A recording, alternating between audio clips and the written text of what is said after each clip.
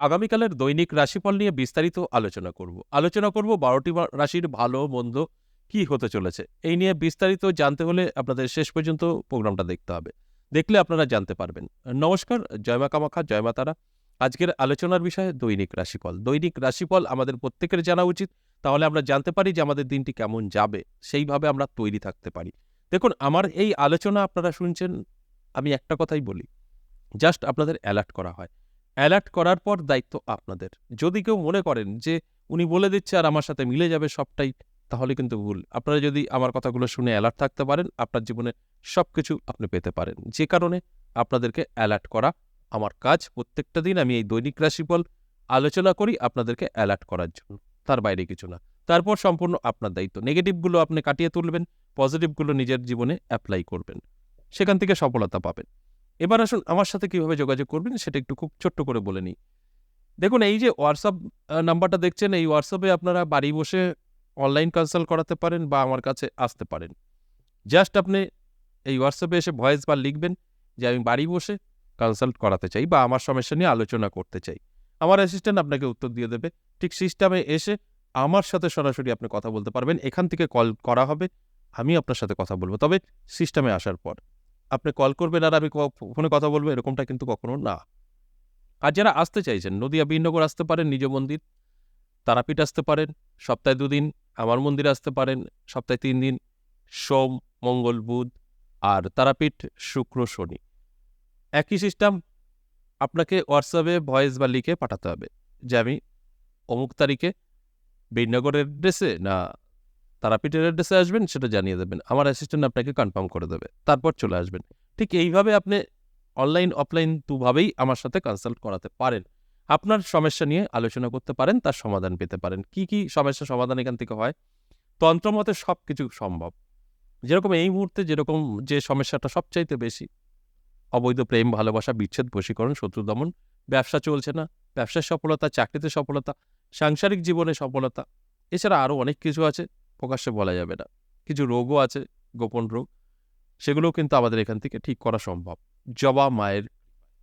তাই তারাই যোগাযোগ করবেন যাদের প্রয়োজন আছে। এবার আসুন দৈনিক রাশিফল নিয়ে যেটা আলোচনা করছি, আমি এক এক করে ১২টি রাশি সম্পর্কেই বলবো, আর আমি বলবো সম্পূর্ণ দেখবেন, ঠিক সেইভাবে চলার চেষ্টা করবেন, কারণ এখানে নেগেটিভ পজিটিভ দুটোই আলোচনা থাকবে।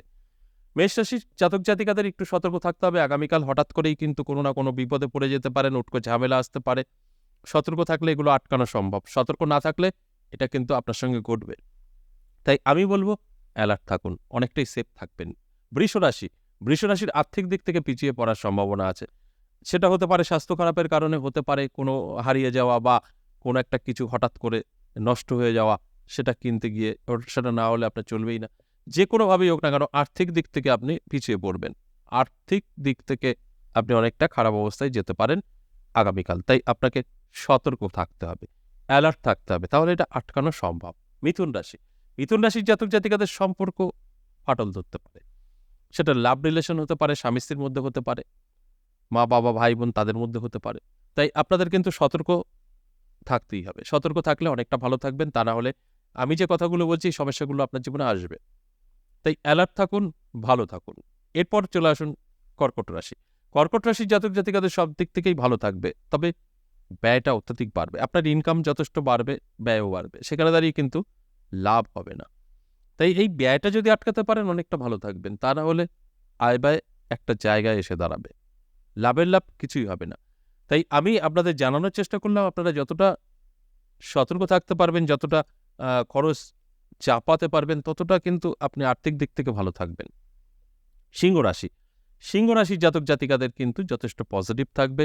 কোনো শুভ খবর আসতে পারে, কোনো ব্যক্তির সাথে পরিচয় হতে পারে, হঠাৎ করে নতুন যে কারণে আপনার জীবনে একটা পরিবর্তন আসতে পারে। অর্থাৎ কোনো একটা সুযোগ বা কোনো একটা যোগাযোগের মারফত আপনি একটা বিজনেস আইডিয়া পেতে পারেন, বা কোনো না কোনো দিক থেকে কিন্তু আর্থিক সহায়তাও পেতে পারেন। তাই এটা অবশ্যই ভালো, পজিটিভ। অ্যালার্ট থাকুন, তবেই কিন্তু আমার এই কথাগুলো আপনার সাথে মিলবে এবং আপনি মিলিয়ে নিতে পারবেন। এরপর চলে আসুন কন্যা রাশি। কন্যা রাশির জাতক জাতিকাদের দিনটি কিন্তু যথেষ্ট শুভ আগামীকাল। আপনাদের মনের ইচ্ছা পূরণ হতে পারে, আপনাদের অনেক দিনের আটকে থাকা কাজগুলো ক্লিয়ার হতে পারে, কোনো শুভ খবর পেতে পারেন। অবশ্যই এটা পজিটিভ। তাই পজিটিভ দিকগুলো পজিটিভভাবেই আপনাদের ব্যবহার করা উচিত বা অ্যালার্ট থাকা উচিত, তাহলেই এই কথাগুলো আপনাদের সাথে মিলবে। যদি আপনারা অ্যালার্ট না থাকেন তাহলে সম্ভব না। তাই অ্যালার্ট থাকার জন্য অনুরোধ রইল। এরপর তুলা রাশি। তুলা রাশির জাতক জাতিকাদেরও কিন্তু দিনটি খুব একটা ভালো যাবে না। অ্যালার্ট থাকতে হবে। স্বামী-স্ত্রীর মধ্যে ভুল বোঝাবুঝি, অশান্তি, তৃতীয় কোনো ব্যক্তির আগমন হতে পারে। এই দিকগুলো আপনাদের আটকাতে হবে। তা না হলে কিন্তু সমস্যায় পড়বেন। তাই সম্পর্কর ফাটল ধরতে পারে। বিশেষ করে স্বামী-স্ত্রীর মধ্যে একটা মতের অমিল এবং তর্ক-বিতর্ক থেকে বড় একটা অশান্তির সম্ভাবনা।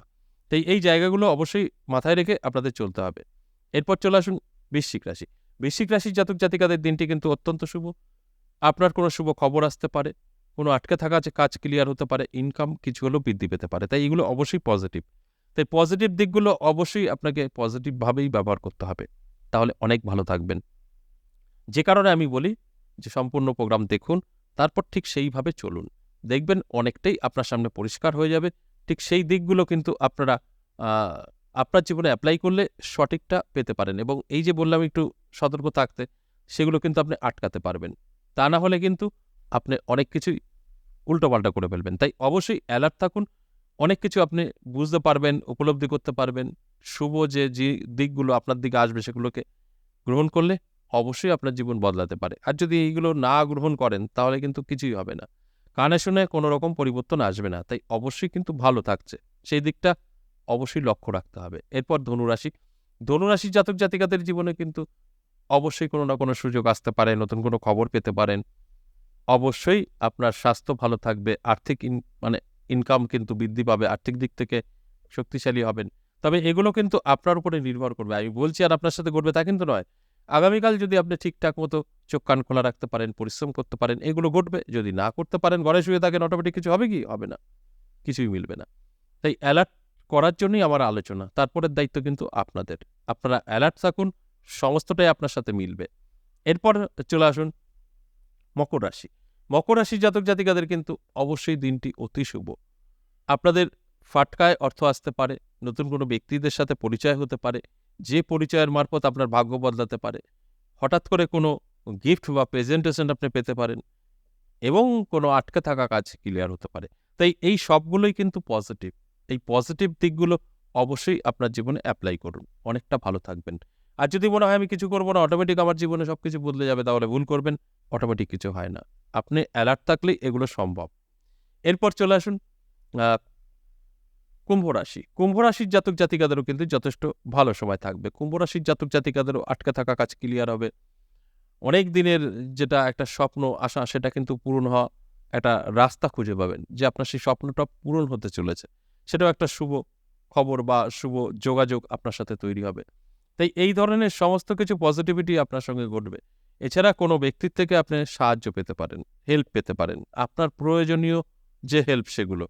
আপনার কোনো প্রয়োজন নেই, আপনাকে কে হেল্প করবে? দেখা গেল আপনার একটা কর্মের প্রয়োজন, একটা চাকরির প্রয়োজন বা যেকোনো একটা কিছু অর্থের প্রয়োজন। সেই হেল্পটা আপনি কিন্তু পেতে পারেন আগামীকাল। যার প্রয়োজন অনুযায়ী হেল্প। একরকম সবাই পাবেন তা কিন্তু না। তাহলে অবশ্যই কুম্ভ রাশির জাতক জাতিকারা একটু অ্যালার্ট থাকুন। আমি যে কথাগুলো বলছি সেগুলো কিন্তু আপনারা মিলিয়ে নিতে পারবেন। অ্যালার্ট না থাকলে সম্ভব না। যে কারণে আমার এই আলোচনা আপনাদের অ্যালার্ট করা। সর্বশেষ মীন রাশি। মীন রাশির জাতক জাতিকাদেরও কিন্তু যথেষ্ট শুভ। কিন্তু আপনাদের মাথায় রাখতে হবে তর্ক-বিতর্ক থেকে দূরে থাকবেন। সেটা পারিবারিক হতে পারে, মানে স্বামী-স্ত্রীর মধ্যে হতে পারে বা বন্ধু-বান্ধব হতে পারে বা কর্মক্ষেত্রে হতে পারে। যতটা আপনি সচেতন থাকবেন ততটা সেফ থাকবেন।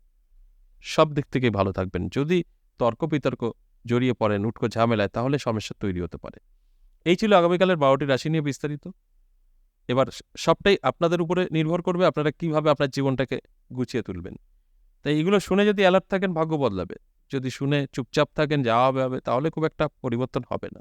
আজ এ পর্যন্তই, আবারও আসবো নেক্সট ভিডিও নিয়ে। ততক্ষণ ভালো থাকুন। নমস্কার।